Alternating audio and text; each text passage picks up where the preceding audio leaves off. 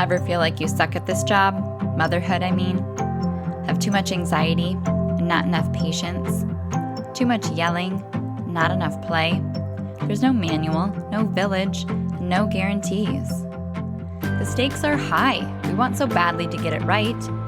But this is survival mode. We're just trying to make it to bedtime. So if you're full of mom guilt, your temper scares you, you feel like you're screwing everything up, and you're afraid to admit any of those things out loud, this podcast is for you. This is Failing Motherhood. I'm Danielle Bettman, and each week we'll chat with a mom ready to be real, sharing her insecurities, her fears, her failures, and her wins. We do not have it all figured out. That's not the goal. The goal is to remind you, you are the mom your kids need. They need what you have, you are good enough, and you're not alone. I hope you pop in earbuds, somehow sneak away, and get ready to hear some hope from the trenches. You belong here, friend. We're so glad you're here. Hey, it's Danielle. You're going to have to forgive me for my voice.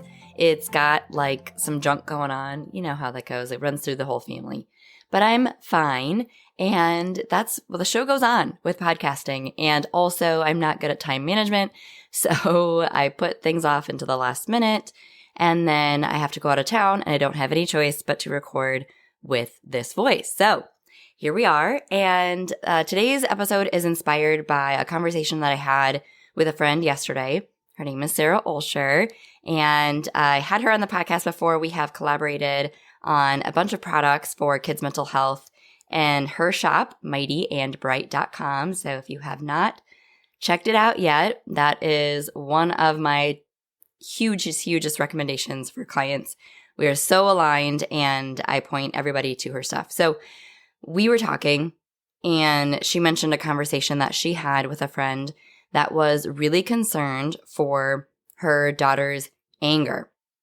And I believe she was 4 or 5 and has been just like spewing poison, like venom, like darts at her mom lately. And, just saying really mean things that really got under her and making her like genuinely hurting her mom's feelings and just feeling like, wow, like where is this anger coming from? I need to teach her more empathy. I thought empathy came pre-wired in kids, but apparently it doesn't, or not in my kid. And so we talked back and forth, and I realized I'm sure that this is a common concern if you are a parent that listens to parenting podcasts and, have any amount of care for your kid and how they grow up. You're going to be worried about how they treat other people, and you're going to want them to be a healthy, contributing citizen and also treat people well and, have a thread of empathy in them. So it's going to be very alarming if their anger explodes and they have these really vicious things that they say, and if they are continuing to hit or kick at older ages, and you're just like, where is this behavior coming from? I didn't teach them any of this. Why are they so angry? And strong-willed kids are perceived as very angry at times because, yes, they have really, really big emotions, and they perceive things to be pretty unfair and feel pretty justified in their anger quite a lot of time. And it feels so big that it comes out aggressively, or it comes out through verbal attacks. And so if that is something that you experience at your home, number one, you are not alone at all. All kids have the full spectrum of emotion, especially if you are not completely trying to shut it down out of fear-based obedience. Then you're going to get this pushback. You're going to be told things that hurt your feelings, okay? Because we are not trying to shut down all emotions of disappointment and frustration and all of these things. We are trying to teach our kids how to cope with them, right? And process their emotions. And that is foreign concept for a lot of us parents in this generation. So it's understandable that we feel very worried about and overwhelmed by our kids' big emotions. One of the top 4 things that families come to me for. So what do we do? And I wanted this episode to be just a little bit of a balm to some of your fears and point you in the right direction. So if you are afraid of your child's anger, if you feel like they explode and you have daily outbursts and meltdowns and, they are saying mean things or doing mean things, let's talk about that, okay? So if your child really struggles in more than one environment, then that can be more of a concern to take seriously. And if they have more of a majority of negative emotions than positive ones, where it really is like you don't really see happiness or joy or peace or excitement from them very often, that may be concerning. And the biggest concern is how they treat animals or how they maybe even treat random, strangers or neighbors or people at the park. Because that is much more of an indicator of some psychosocial problems or red flags, because that is much more of a how they're seeing the world thing than it is struggling to cope with their own big emotions thing. So if your child is one of those kids where at school the teachers are like, oh, they're so sweet, they wouldn't hurt a fly, and they, you don't get a lot of reports home about them bullying other children, then that's a good sign. If most of those big emotions are kind of backlash at home with you as soon as they get in the car, that is also a good sign. And if they overall treat animals relatively well, there will still be the occasional curiosity and things with, your pets, or they may be a wrong time, wrong place kind of, incident. But overall, for the most part, you're not seeing very concerning behaviors about how they treat animals. That is also a good sign. So that doesn't always mean like you're completely in the clear, right? But we're just trying to say, like, what are the indicators? What am I looking for here? So if your child has the aggression and the things, but it's primarily at home, and it's primarily, when they feel safe with you, and it is either the last straw because of the regulation, or it is as a result on the back end of something that they feel very justly angry about, then they are within a developmentally appropriate realm of expressing and working through and learning how to process emotions. The problem is strong-willed kids feel emotions so deeply, so viscerally. Things register on a much higher Richter scale, but you also see the highs.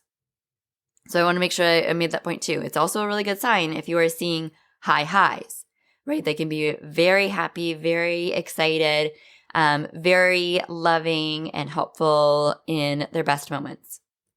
That if that's your child, then it's much more likely the case that they feel emotions so big, it almost feels very scary for them. They don't know when that feeling is going to end. They don't even necessarily know, depending on their age, what that feeling is and why they're feeling that way. They are just seeing red and are not able to reason through a lot of perspective and logic and reasoning to explain things away or to change their mind or get over things. And so they still feel very stuck.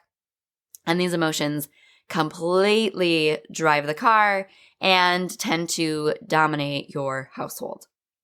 And that is what is the problem with raising strong-willed kids, is if you don't have a rock-solid toolbox of not only emotion coping techniques for yourself, but you also are super confident in how to manage and diffuse and prevent these moments in your child and how to help them find ways to process and have positive outlets for this anger rather than just try to shut it down completely because it makes you feel so insecure and uncomfortable and you don't know what to do and you don't, with them or yourself when you get to a similar place, then that is only going to feed this cycle of their anger spiking and your panic spiking, and then that feeds them because they're looking to you as a flight attendant. And if the flight attendant is calm, cool, collected, okay, I can calm down. If the flight attendants are freaking the fuck out, then I better too, because nothing is okay. And that's where it doesn't necessarily make sense all of the time for kids to find, a child therapist at a very young age. And I've talked about this in a prior episode. It was a mini series in December where therapy is fantastic, but it sometimes is the wrong solution to the wrong problem, because it's not that they are an angry child. It's that they are faced with so many experiences on a daily basis that they are hypersensitive to and aware of, and have really, really visceral, deep feels about. And they have a very, very deep internal drive and desire and sense of justice and fairness and equality. And they are faced with situations on a daily basis where they feel out of control of their own life, and they feel like they have no choice but to escalate messages, to communicate to the people that they love because they feel so misunderstood, that these behaviors continue to compound and compound, especially exacerbated by stress and change and transitions. So, of course, you have this ball of fury that doesn't have the skills to regulate because of a lot of different factors, not just, I don't know how to take deep breaths. It's fueled by my environment. It's fueled by my schedule. It's fueled by my parents and their patience and their toolkit. It's fueled by my perception of justice and fairness and how understood I feel. And so frankly, the way we're communicating to these kids pisses them off. It really makes them mad, especially if they're just told no without explanation, or if they feel like nobody gets them, like they're just not heard at all. They're not going to sit by the wayside and just let that go and be like, well, I guess what I thought wasn't very important. No, they are driven, persistent.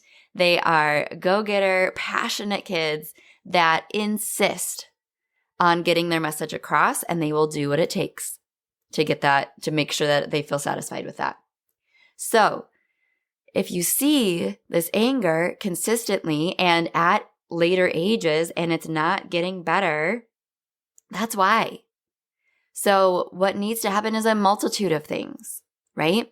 We need to change the way we communicate with them so that it meets their perception and it meets their energy and it gets through to them, and it is truly as intentional as being a hostage negotiator, so that you're actually able to get to talking about the real thing that they're mad about and find new solutions and show them that you're on their team and on the same page.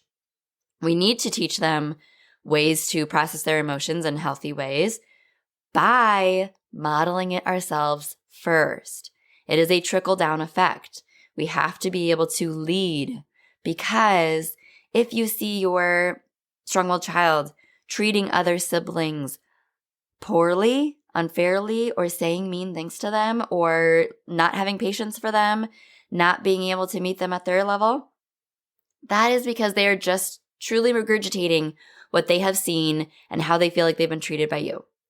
So the way that you speak to them is how they're going to speak to a younger sibling.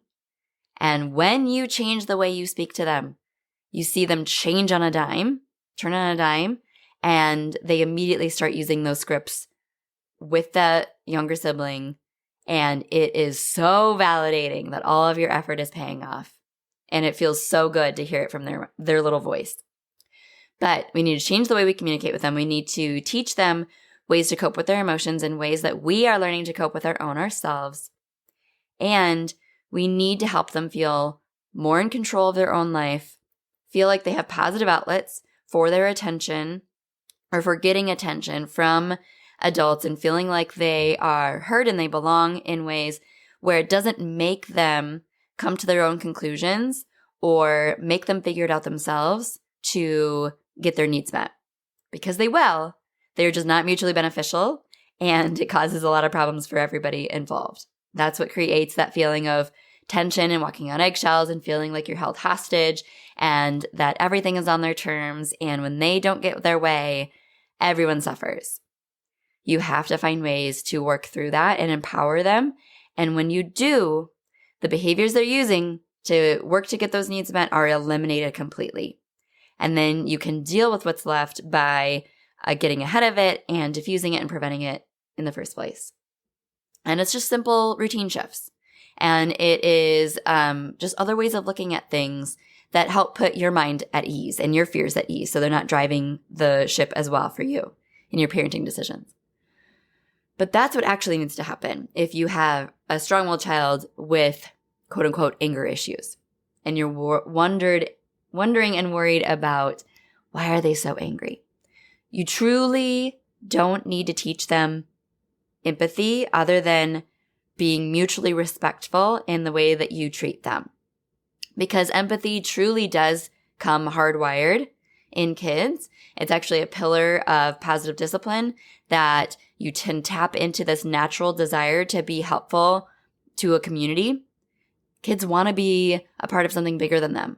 They want to feel like they are capable and competent and, can do something for someone else. We just tend to not give them a whole lot of outlets for that ends up shutting that intrinsic desire down. Or it just ends up being lost in translation because we don't know that that's what's actually driving their behavior in the first place. So I hope that puts your mind at ease a little bit so that you are not jumping to 1,000 conclusions about how your child's going to be the one in juvie 20 years from now after they drop out of high school and, running a gang. I promise you. That is not their life plan.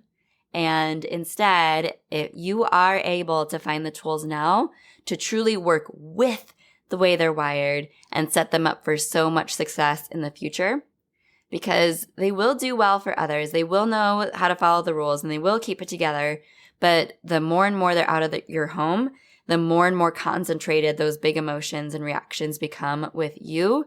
And that is no fun for anybody. I want you to be able to enjoy your evenings and be able to do more things together as a family and have that freedom back and that joy and that peace you desire so much.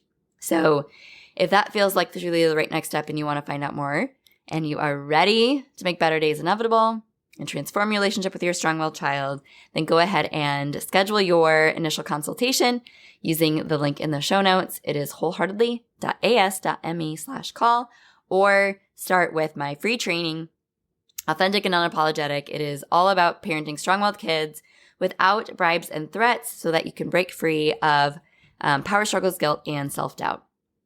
Have a great week. I believe in you, and I'm cheering you on.